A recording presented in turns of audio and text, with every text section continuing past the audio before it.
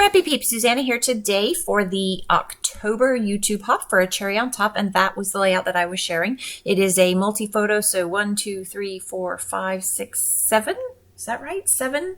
No, 6 pictures, and they are 3 by 2 in size. I printed them on the length, so the 11-inch length of an 8.5 by 11 piece of paper, and then I had actually 2 additional. I only used 1 of the 2. So I gutted that piece of paper. It's got a 2-inch border all the way around. And then this is just a piece of basil cardstock.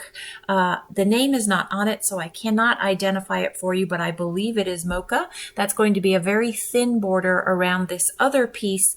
And so those 2 pieces are from the Fancy Pants Amber Autumn collection. I'm actually working with 2 collections today. I've got that from Fancy Pants, as well as 49th and Market Vintage Orchard. So the idea was that I was going to, I intentionally did not put this centered on the 2-inch border. And I left the 2-inch border because I wanted to see those ferns and have that be the foundation of the color palette to really pop these fall pictures. So I have not available yet at a cherry on top, but I'm hoping new from Spellbinders. They have a new fall collection that's called Woodland Tales, and I am working with the stamps and the metal die that go with this. So hopefully coming to a cherry on top soon. And really what I'm doing is, so I'm 2nd generation stamping. I'm stamping, as you can see, on my piece of scratch paper, and then I am stamping along the edge of the actual piece of pattern paper. And the idea is just to add a very subtle border to it. So I kind of want to pull that, I do. I say this all the time. I want to pull that outside 2-inch border from the pattern paper into this other piece of pattern paper to tie it together.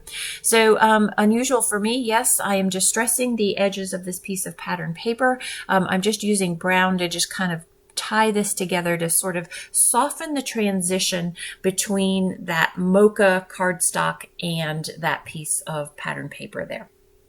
So creating a contiguous line, and again, intentionally off center. I kind of want the opposite diagonal, or not an opposing diagonal, but a slightly different diagonal from the diagonal that I've already got. This is very unusual for me. I'm usually a clean lines, right angles kind of gal, but I just felt like the ferns and this cascade of photos kind of created a fall-y vintage feel, and I just sort of wanted to go with that free flow. So I've pulled a bunch of ephemera pieces, as well as chipboard pieces from the Vintage Orchard from 49th and Market. Totally awesome fall collection. Their pattern papers are not really my thing. They're A, too thick, and B, they're pretty busy, kind of like this background, and I'm not really a busy kind of gal. I have a hard time working with that, especially with this number of photos with that number of colors in it. I just really wanted sort of some basics, and I love the basics in the ephemera for 49th and Market. I didn't really think I was going to like this collection from Fancy Pants. I don't know, there's just something about the whimsy of the stickers and the ephemera pieces that didn't go with the pattern papers to me. But I really like how I've been able to tie actually both of the collections, sort of a more vintage collection that's more realistic with the whimsy. I've been able to tie it together pretty well.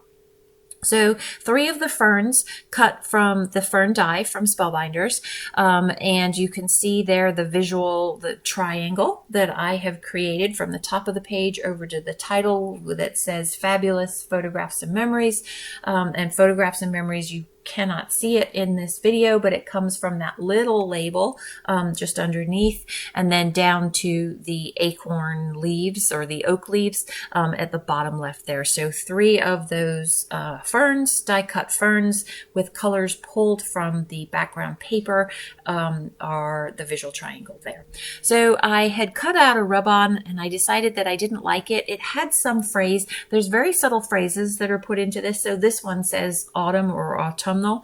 And the other one had to do with autumn, but I think it had to do more with apple picking or something that is, there are no apples here and irrelevant. And while it's more of a subtle thing, I can see it and I pay attention to it. So I moved on. I changed it to something that was more relevant to the page there. So used that rub-on, and I am actually off camera going to pull in another rub-on, and I will get to that a little bit closer to the why I used it as that becomes necessary.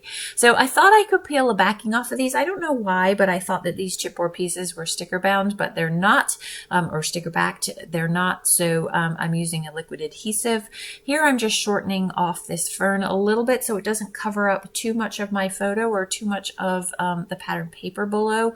I'm usually not one to worry about hiding the pattern paper, but I did want some balance between the fern being tucked behind the oak leaves there, that's chipboard, and then the ability to see the photos. So just a little bit about these photos. This was just, this was recently, this was Saturday, and they're just, fall is starting to come. So I went out into the garden. Actually, I went out into our garden because there are a ton of mushrooms and I wanted to get pictures of the mushrooms.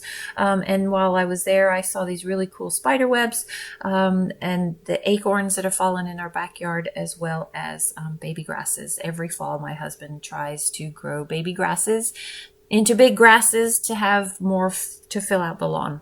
So that's what this is about. So at the top right, I have chipboard leaves, and then I have ephemera pieces from the ephemera bits. And I'm going to, that is just some jute that my mom actually dyed. My mom is a dyer. She's a fabric worker. And ages ago, she dyed me lots of different jute pieces, kind of like string, different colors. And so that is from a stash that is homemade. So here I'm going to tie some more of that same jute around the oak leaves here. And I should have done it upside down in order to get the tails going down instead of up. But I will do that off camera and repeat that.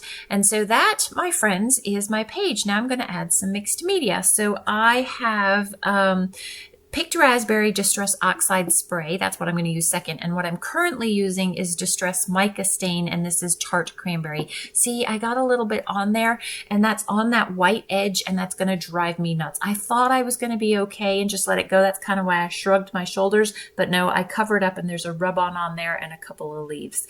So that is the layout. Be sure to enjoy the close-ups, and be sure to head over to the other gals' channels to see what they have for fall inspiration for you, and leave a comment below too to be eligible to win a $25 gift card to the store. Thanks for stopping in today. I hope you're doing well. Come back again soon. Take care.